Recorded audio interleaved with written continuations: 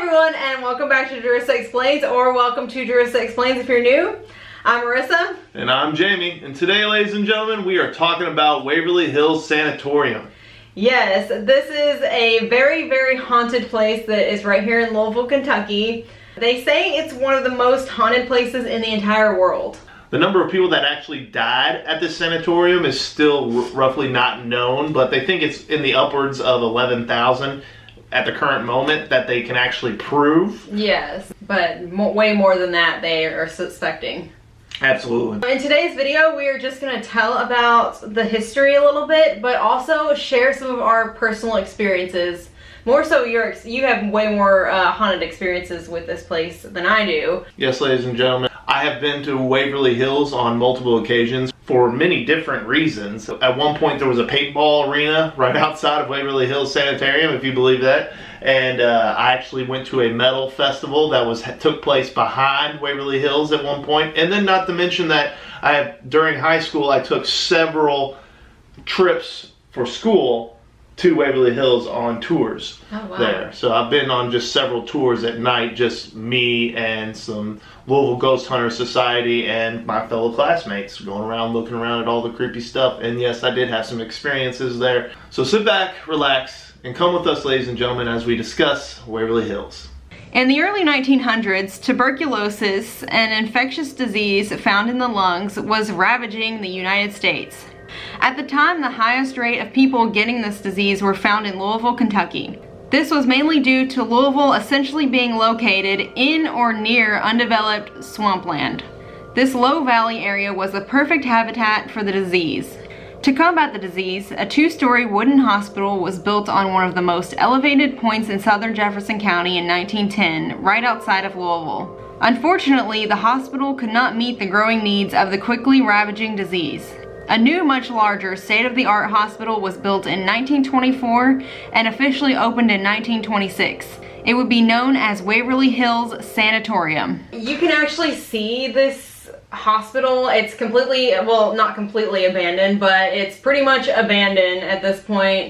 You can actually see it from Dixie Highway. Mainly like in the wintertime when the leaves are off of the trees. It almost looks like a horror movie at times, but it's this really, really huge building on top of this massive hill. Yeah. Until I was like the age of 10 years old, I didn't even know it really existed. Yeah, me either. I was gonna say that. I was in middle school when I learned about this. I didn't know it was there, and it's like literally right, like it was not far from where I grew up, and a lot of my friends lived in that area too, and I didn't even know about it until I was like maybe 11 or 12. It's almost like it's like kind of like a hush-hush kept secret that like people talk about it, but people don't really go out of their way to talk about it. It really does make sense. Right in this general area is where this disease was just kind of starting to hang out and starting to ravage and take down people. So yeah, and then just took over. But yeah, it was very detrimental to the people who used to live here back in the day. In the early years of the sanatorium, treatments for tuberculosis were considered primitive. They initially believed rest, nutritional food, and plenty of fresh air were the best treatments. Over time, treatments for the disease became more advanced with some success, but the death toll still ranged in the tens of thousands. With such a large death toll, in order to keep morale high, an enclosed tunnel was constructed from the morgue wing of the hospital to a set of railroad tracks at the bottom of the hill. The tunnel was called the body chute, or death tunnel. A motorized rail and cable system was set up to help move bodies and supplies up and down one side of the tunnel, while a set of stairs allowed for workers to venture back and forth as well. Yeah, it's crazy that they thought like fresh air was like one of the main treatments. When they built the Waverly Hills, they made it to where the wind was directly hitting the building was where you could wheel out patients in the upper floors, so like they could get that fresh air coming right into them and everything. And then that's how it's set up. And that's also like the area that faces like the parking lot. So if you ever did come and visit Waverly Hills, that's the first section you come up to, is that area. It's not the backside where the main entrance is. And I guess that's why it's shaped that way, because it does have like a very unique shape to it. Yeah, it's not just a rectangle. Yeah. Like it's kind of curves. Yeah. And that's to kind of catch the wind. Yeah. It was all built just to combat tuberculosis. It was state of the art for back in the 1920s. Some other stuff that they used to do was like they used to try and like, because of course tuberculosis affects the lungs, they would often take out people's rib cages and stuff just to trying to give more room for the lungs to expand on their own. That didn't work. Then they also tried, just after taking out those rib cages, they would take air and put air and try to inflate the lungs and try to give the lungs a break and not have to like keep working against that Almost disease. like a ventilator, I guess. Very, very painful stuff for anybody that was going through these treatments. It was almost torturous at times. At the time, they were just trying to do the best that they could and trying to help these people. With tuberculosis being such a contagious disease, often the people that were coming, nurses and doctors and everybody that were helping these people, were then had to stay on top of the hill at Waverly Hills because they didn't want them coming back down and spreading it with the rest of the populace. Quarantined. Yeah, basically. And the body shoot in itself is a weird thing. That many people were dying that they didn't want to like have morale be even worse than what it was. It's not enclosed anymore. Now there's just like a door there. But they did have originally like a whole encased thing to where like nobody even saw bodies going down there. I personally walked down the body chute, up and down it, and yeah, it's really, really creepy. Yeah, and just the whole place gives you a weird vibe. Oh yeah, I've just always felt like you're just being watched constantly. It's crazy. By the late 1930s, tuberculosis was beginning to decline worldwide in part to the treatments performed at Waverly Hills, but they were not the ones to find the cure. In 1943, a graduate student from Rutgers University named Albert Schatz discovered that streptomycin could combat the disease.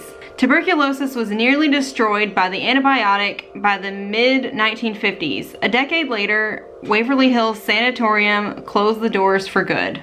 Well, it's a good thing he found the cure to that disease because people didn't have to keep being tortured, you know? Yeah. Do we get a vaccine for that? Nowadays, if you get tuberculosis, they just give you like a pill, like over and over until you're gone. It's like really that simple. Okay. I'm glad that they did find a cure and that this hospital could be shut down. I mean, it is a good thing, I guess, overall that this isn't a thing anymore. Oh, yeah, absolutely. I mean, sucks that they had to go out of business for that sake, but you went out of business for the good reasons that you're no longer needed because the disease is pretty much gone away. I heard that they were going to try to turn it into like a hotel nowadays, and I know they have a haunted house, which is what I've been to before. For this year, 2021, I don't think they're doing the haunted house. They usually have like a couple sections on the bottom on one of the floors like turned into an actual haunted house, which to me always kind of seemed kind of wishy-washy because I'm like, it's already a haunted place. Yeah. Like you just let people walk around and look and tell them some crazy stories that are actually true about this place, and I'm sure they'll get a good, you know, reaction out of it. Which is really what they're doing because since they're not doing the haunted house, they're just doing more tours of Waverly Hills, which you should just be doing, in my opinion, to begin with. But, but to each their own, if it works for them. I mean, if they turned it into a hotel, like, I think they would get a lot of business from that. Oh, yeah. I mean, you'd get the people that wouldn't come there just for the history, and then maybe they'll see a ghost and everything. Yeah. Speaking of the ghost, I have actually had a few incidences when I was there with some ghosts and whatnot. One of the incidents I had at Waverly Hills was I was walking up to the second floor, and this was pretty much the area of the hospital that was like the dormitory for like families and patients and whatnot. As we're walking down this hallway, the Louisville Ghost Hunter Society guy has everybody stop. And he tells our coach, who's wearing a white coat at the time, tells him to walk down to the end of the hallway and stand there. And the Louisville Ghost Hunter guy starts telling us, he goes, watch. They'll start coming out and circling him. And we were like, what is he talking about? And slowly, you could still see down the hallway, you could still see Coach with his white coat on. But then slowly, like this darkness just starts creeping around him. Oh my God. To where you couldn't see him. And at one point, one of my classmates yells out, Coach, are you there? And like, he's like, yeah, I can see you all. He's like, well, we can't see you. And at this point, Coach is like, nope, and starts walking back towards us. Basically, what had happened was that the shadow people came out of the rooms and started standing around Coach to where we couldn't even see him, but he could still see us. Are you kidding? That is so scary. I don't think you've ever told me that story before. I honestly couldn't, like, if I didn't see this with my own eyes, I wouldn't believe it at all, ladies and gentlemen. Like, really, I saw this, and it freaked me out. Now, I don't know if this is like your eyes dimming from a long distance of staring at something that's like, you know, in the distance. I don't know. I don't know if there's some sort of scientific reasoning behind it, but I know what I saw. That he was bright white coat and then slowly just went to dark. The whole end of that hallway went to black. And then like he then came walking right up, and as he walked back up, he just came back in like he was walking through like a black fog, like came back in. Yeah. So crazy. he like walked through the people basically. Basically, he walked walked through the shadow people. But he said he could still see us. Yeah. Yeah. Like he could still see us hanging out looking at him. Oh my god, that's so scary. Yes. They were some very, very weird experiences and had me about at the point several times of being like, alright, I've had enough, I'm going. I'm out. I'm done. See, and so, like, I've never been on one of those tours. I think I would have, like, a panic attack if I went and I saw things like that. Yeah, I've only been there like twice, I think. And, you know, my experiences were nothing like his. The first time I went, I was with my mom and my sister. And so we were just like, let's drive up and see, like, if we can even get close to it. And we turned down this like very narrow road and start going up this hill, and finally we get to the top and you're just right there. Yeah. Like you just see the building. I remember as soon as we got to it, my sister like screamed and we were freaked out. You kind of can feel like this ominous vibe when you're like near it. Agreed. And I think that's just like what we were feeling, and then we just like had to turn around and get out of there really quick because it was just very scary. And then the second time was on one of those haunted houses we mentioned earlier. Like there were a lot of people there, so it didn't feel as like ominous, but we had to like wait in line for a really long time outside of the place, and you could see all the windows there, and it did kind of feel like you're being watched while you were standing there. I'm not sure, like you were saying it was only on the first couple of floors that they did that haunted house. I couldn't tell where I was in the place. Like I don't think we were in the body shoot area. Yeah, that's a good point. The building is very, very huge, and once you're inside, they have multiple staircases and things going every which way. So like, you kind of lose where you're at unless you know where you're going. You can probably get turned around in there pretty easily. Well, that and because they just had it set up like a haunted house, so it wasn't like you were knowing what you were seeing in terms of the hospital. Oh yeah.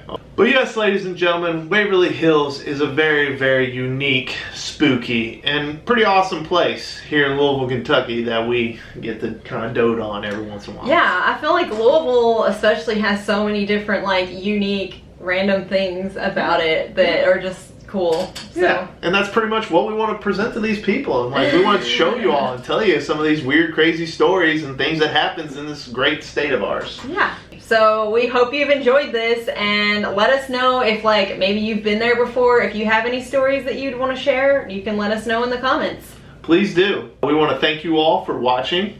Give us some likes and subscribe and ring that bell for future notifications. Yes, and you can also follow us on Twitter and Instagram at Jarissa Explains. Yeah. And we will see you all in the next video. Bye. Bye.